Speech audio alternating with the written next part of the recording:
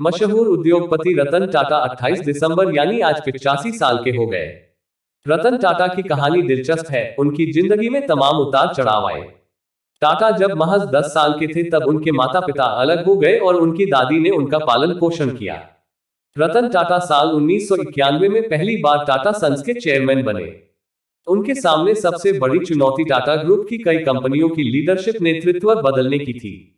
इन कंपनियों की अगुवाई ऐसे लोग कर रहे थे जो दशकों से कंपनी में जमे और एक तरीके से कंपनी पर आधिपत्य जमा लिया था।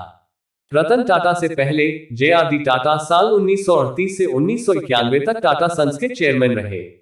जे.आर.डी. टाटा ने रूसी मोदी, दरबारी सेठ और अजीत केरकर को ग्रुप की अलग अलग कंपनियों की कमान दे दी थी।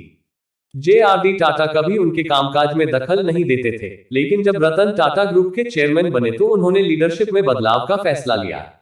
अपनी ही कंपनी में बदलाव के लिए लड़ना पड़ा था। उन दिनों रूसी मोदी टाटा स्टील के सीएमडी हुआ करते थे। उन्होंने साल 1939 में टाटा स्टील ज्वाइन किया था और 1984 आते आते इसके चेयरमैन बन गए थे। उन्होंने एक तरीके से कंपनी पर आधिपत्य जमा लिया था। रतन टाटा ने रूसी मोदी को हटाने के लिए कंपनी की रिटायरमेंट पॉलिसी को हथियार बनाया, जिसके मुताबिक ग्रुप की किसी भी कंपनी के बोर्ड डायरेक्टर को 75 साल की उम्र के बाद हटना ही पड़ेगा। मजबूरन रूसी मोदी को जाना पड़ा। रतन टाटा के अगले निशाने पर थे दरबारी सेठ, जो टाटा केमिकल्स और टाटा टी के सवे सरवा थे। उन्हें भी मजबूरन कंपनी छोड़नी पड़ी, लेकिन उन्होंने जाते जाते अपने बेटे मनु सेठ को टाटा केमिकल्स का एमडी बनवा दिया। हालांकि बाद में मनु को भी इस्तीफा देना पड़ा था।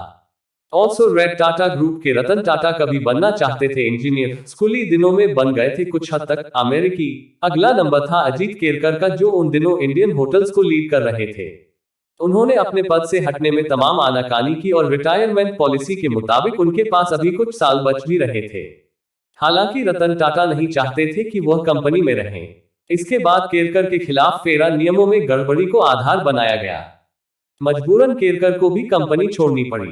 बता दें कि साल 1992 में रतन टाटा ने फिर से कंपनी की रिटायरमेंट पॉलिसी को रिवाइव किया। साल 2002 इसमें में कुछ बदलाव भी किया गया। हार्वर्ड बिजनेस स्कूल को दान कर दिए थे $50 मिलियन। आपको बता दें कि रतन टाटा ने हार्वर्ड से पढ़ाई की है। साल 2010 में उन्होंने हार्वर्ड को $50 मिलियन की रकम दान की थी। इससे वहां एक एग्जीक्यूटिव सेंटर शुरू किया गया था और इसका नाम टाटा हॉल रखा गया है। रतन टाटा को बिना जेब वाली शर्ट पहनने का शौक है और न्यूयॉर्क के ब्रुक्स ब्रदर्स से इसकी खरीदारी करते हैं। टाटा को माउथ ऑर्गन बजाने का भी शौक है, साथ ही अक्सर पुराने गाने गुनगुनाते हैं। वीडियो पसंद आया तो वीडियो को लाइक करें और अभी तक हमारा चैनल सब्सक्राइब नहीं किया तो सब्सक्राइब करके बेल नोटिफिकेशन को ऑन कर दे ताकि हमारी वीडियो सबसे पहले आप तक पहुंच सके।